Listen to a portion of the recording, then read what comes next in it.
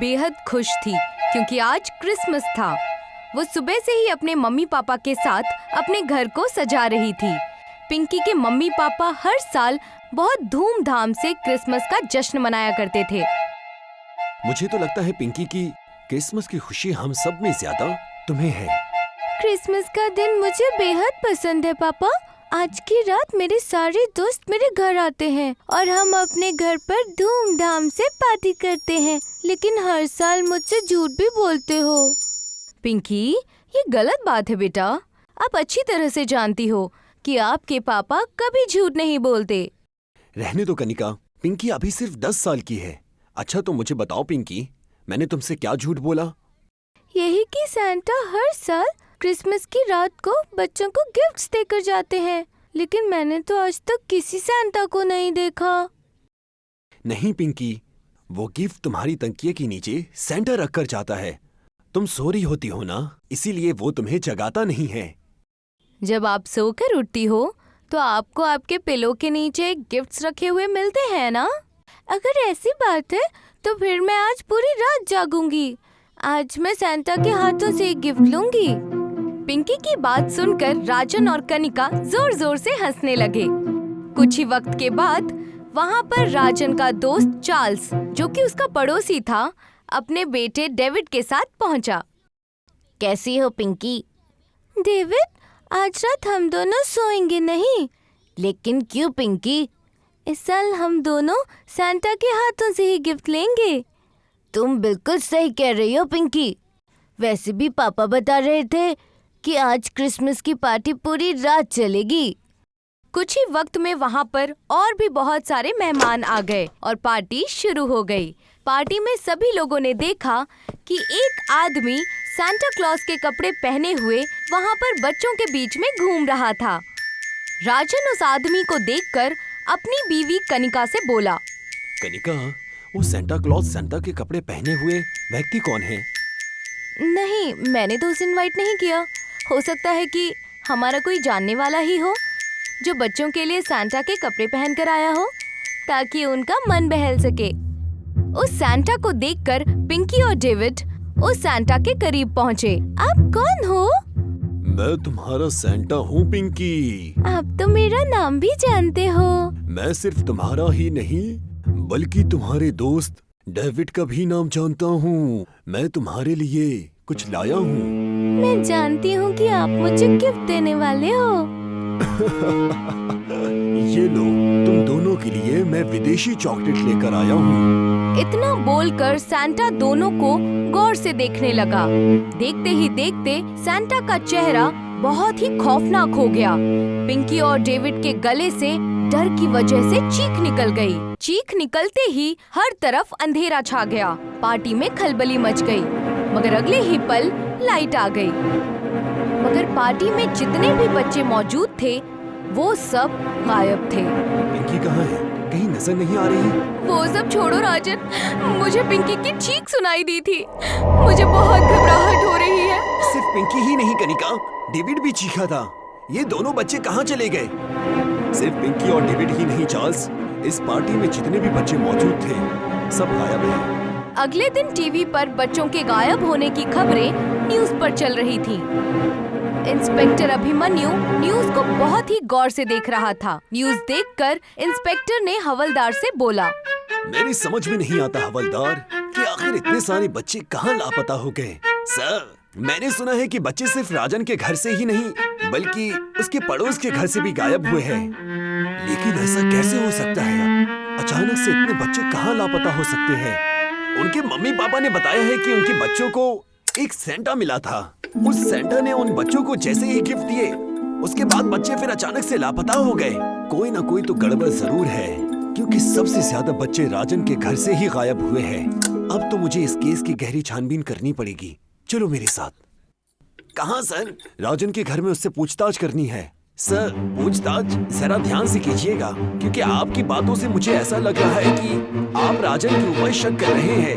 मगर मत भूलिए कि राजन की बेटी पिंकी भी गायब हुई है। अब पब्लिक की तरफदारी इस वक्त राजन के साथ है।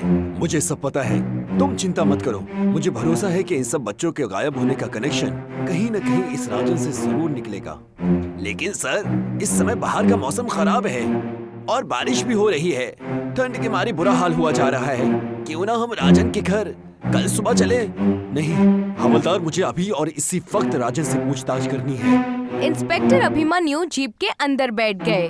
थाने से राजन के घर का रास्ता एक जंगल से होता हुआ जाता था। अचानक रास्ते में इंस्पेक्टर अभिमन्यु की जीप बंद हो गई। क्या हुआ सर? आपने जीप क्यों रोक दी? जीप मैंने रोकी नहीं हवलदार, अपने आप रुक गई है। ये तो सर मुंडवाते ही ओले पड़ने वाली कहावत हो गई है सर। अपनी बकवास बंद करो हवलदार। इतना कहकर अभिमन्यु जीप से उतर गया। तभी अचानक इंस्पेक्टर अभिमन्यु की नजर एक खंडहर पर पड़ी। इंस्पेक्टर अभिमन्यु ने देखा कि उसे खंडहर की छत पर सैंटा जैसा दिखने वाला एक आदमी खड़ा हुआ अजीब से अंदाज में डांस कर रहा था। हवलदार, जरा सामने देखो। मैंने अभी वहाँ उस खंडर की छत पर एक सैंटा देखा है। कैसी बातें कर रहे हैं सर? अब आपको इस वक्त हर जगह सैंटा ही नजर आ रहा है। मेरी बात पर यकीन करो हवलदार। इंस्पेक्टर अभिमन्यु ने इतना कहा ही था कि तभी कुछ बच्चों की चीखें इंस्पेक्टर अभिमन्यु और हवलदार के कानों से टकराई।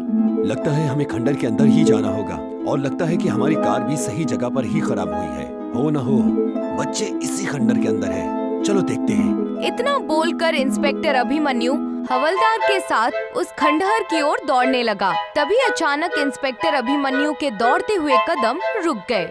इंस्पेक्टर अभिमन्यु के सामने दिल दहला देने वाला मंजर था।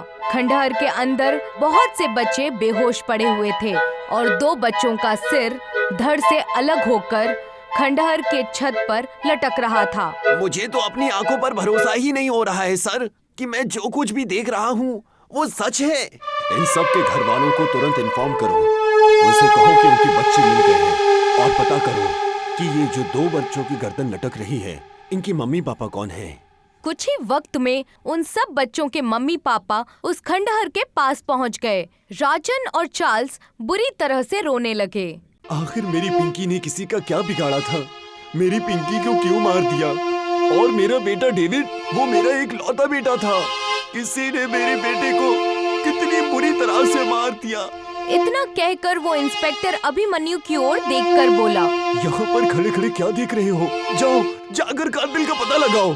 वो जो कोई भी हो, मैं उसे जिंदा नहीं छोड़ूंगा। मैं स्वयं पता लगाऊंगा कि मेरी पिंकी का कातिल कौन है। कौन है वो सैंटा जिसने मेरी पिंकी को इतनी बेरहमी से मार दिया? देखिए, मुझे ये बात कहते हुए सही तो नहीं लग रही, लेकिन आपके बच्चों की मौत कोई साधारण मौत नहीं है। मैं कुछ समझा नहीं। जब मेरी कार यहाँ पर खराब हुई तब मैंने इस खंडर की छत पर एक सैंटा को अजीब सी रूप में जश्न मनाते हुए देखा था। मैंने खंडर का एक एक कोना छान मारा, लेकिन मुझे सैंटा का कोई नामो निशान नहीं मिला। कुछ तो गड़बड़ जरूर है। पिंकी और डेविड का अंतिम संस्कार कर दिया गया। अगली रात इंस्पेक्टर अभिमन्यु थाने में बहुत ही गहरे ख्यालों में डूबा हुआ था। क्या बात है सर? काफी दिन से देख रहा हूँ आप किसी गहरी सोच में गुम हैं। एक बात समझ में नहीं आ रही है, वो जो कोई भी था, मैं दावे से कह सकता हूँ कि वो इंसान नहीं था। आप किसकी बात कर रहे हैं सर? उस सैंटा की जिसे मैंने खंडर की छत पर कड़कड़ाती हुई सर्दी में अजीब सी रूप में जश्न मनाते हुए देखा था, और फिर वो अचानक गायब कैसे हो गया? माफ कीजिएगा सर, लेकिन ये बात किसी दूसरे के सामने मत करिएगा, वरना लोग आपको पागल समझेंगे। मैं तुम्हारी बात को समझता हूँ और जानता भी हूँ, लेकिन एक दूसरी बात और है जो मुझे अंदर ही अंदर खाई जा रही है कि राजन और चार्ल्स के बच्चों के ही कटे हुए सर उस खंडर में क्यों मिले? क्योंकि बाकी सब बच्चे तो वहाँ पर बेहोश पड़े हुए मिले थे। उन सबको कोई खरोच तक नहीं आई थी। ये तो देखकर मैं भी चौंक गया था। इसका मतलब ये है कि वो जो कोई भी हो, चार्ल्स और राजन से उसकी दुश्मनी है। अब ये तो हमें चार्ल्स और राजन ही बता सकते हैं। चलो मेरे साथ। चार्ल्स राजन के घर पर राजन और कनिका के साथ मायूस बैठा हुआ था। उन तीनों की आंखों में आंसू थे कि तभी अचानक कोई जोर जोर से दरवाजा खटखटाने लगा।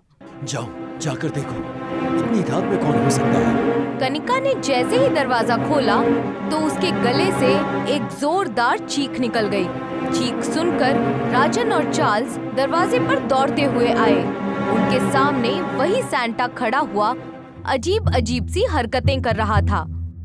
तुम तो वही सैंटा हो जो क्रिसमस की रात वाले उस पार्टी में मौजूद था। मैंने देखा था कि मेरी बेटी पिंकी तुमसे बात कर रही थी। हाँ, और मैंने भी देखा था कि मेरा बेटा डेविड भी तुमसे बात कर रहा था। कौन हो तुम? तभी अचानक सैंटा की आंखें किसी बिल्ली की तरह चमकने लगी। राजन, चार्ल्स और कनिका हवा में उड़ते हुए दीवार से जाकर टकरा गए।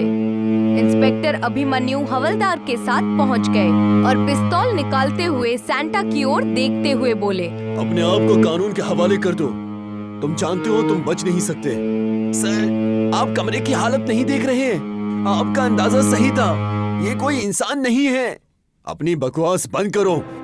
इंस्पेक्टर ने इतना कहा ही था कि तभी इंस्पेक्टर और हवलदार भी हवा में उड़ते हुए दीवार से टकराते हुए गिर गए। तभी उस सैंटा का चेहरा देखते ही देखते एक बुजुर्ग आदमी में तब्दील हो गया। उस बुजुर्ग आदमी को देखकर चार्ल्स और राजन की आंखें हैरत से फटी की फटी रह गईं। तुम, ये कैसे हो सकता है? तुम्हें मरे काफी समय हो चुका है। राजन सही कह रहा है। तुम वो नहीं हो सकते हो। तुम तो खंडर से गिरकर मर चुके थे ना। तभी उस बुजुर्ग आदमी का चेहरा देखते ही देखते बेहद भयानक हो गया और उसकी आंखों से खून बहने लगा और वो किसी शैतानी बुजुर्ग की तरह दिखने लगा। तुम दोनों ने बिल्कुल सही कहा, लेकिन तुमने पूरा सच नहीं कहा। इंस्पेक्टर अभिमन्यु और हवलदार बेहोश हो गए, मगर बेहोशी की हालत में भी उन दोनों को एक ही नजारा दिखाई दे रहा था और वो नजारा था आज से 20 साल पहले का, जब राजन और चार्ल्स 20 साल के नौजवान थे। आज तो क्रिसमस की पार्टी में मजा आने वाला है चार्ल्स। सही कहा। मुझे तो वैसे भी मजा आएगा क्योंकि आज रात पार्टी में तेरी दोस्त कनिका जो आने वाली है। अरे यार, वो देख, हमारे इस हाई सोसाइटी की पार्टी में इस बुढ़ी को मैं काफी देर से देख रहा हूँ। और देख, इसके बगल में जो एक बच्ची खड़ी है, कितने गंदे कपड़े पहने हुए उसने।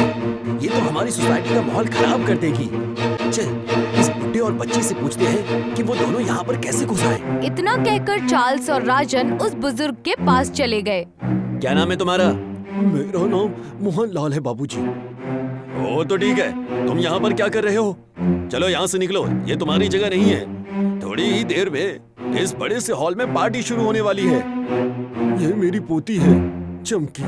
हम दोनों यहाँ से गुजर रहे थे, तभी ये बच्चों को देखकर ये जिद करने लगी। कहने लगी मैं भी सेंटा जैसे कपड़े पहनूंगी और मैं भी सेंटा को देखूंगी। मैंने सुना है कि इस पार्टी में बहुत से लोग सेंटा बनकर जश्न करते हैं और कुछ देर बाद हम लोग चले जाएंगे। मेरी पोती सेंटा को देखकर खुश हो जाएगी।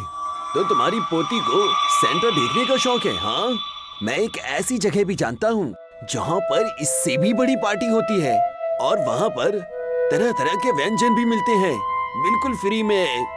तो फिर आप मुझे वहाँ पर ले जाएंगे? हाँ, क्यों नहीं। राजन उस बुजुर्ग आदमी और उस बच्ची को अपने कार में बैठाकर उसी खंडहर में ले गया। साहब, ये तो खंडर है। बेवकूफ, यही तो तेरी असली जगह है। साहब, मैं तो एक गरीब बूढ़ा व्यक्ति हूँ। मेरी पोती के माँ बाप कुछ सालों पहले एक एक्सीडेंट में मर गए थे। हमें यहाँ से जाने दीजिए। अच्छा ठीक है, तो जा, डायरेक्ट नीचे जा। राजन ने उस बुजुर्ग आदमी को धक्का दे दिया और उसने एक चीख के साथ जमीन पर गिरकर वहीं दम तोड़ दिया। अबे, ये क्या किया तूने? मैंने तो इसे ऐसे ही धक्का दे दिया था। मुझे क्या पता था वो नीचे गिर जाएगा।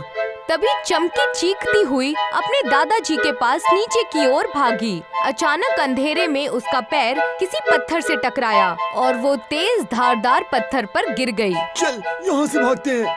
अच्छा हुआ कि ये बच्ची भी मर गई, वरना हम दोनों की राज खोल देती। तभी इंस्पेक्टर और हवलदार की आंख खुल गई। उन दोनों ने देखा फर्श पर राजन, चार्ल्स और कनिका की कटी हुई गर्दन पड़ी हुई थी और वहाँ कोई सैंटा नहीं था। उस बुजुर्ग आदमी की रूह ने अपना बदला ले लिया था।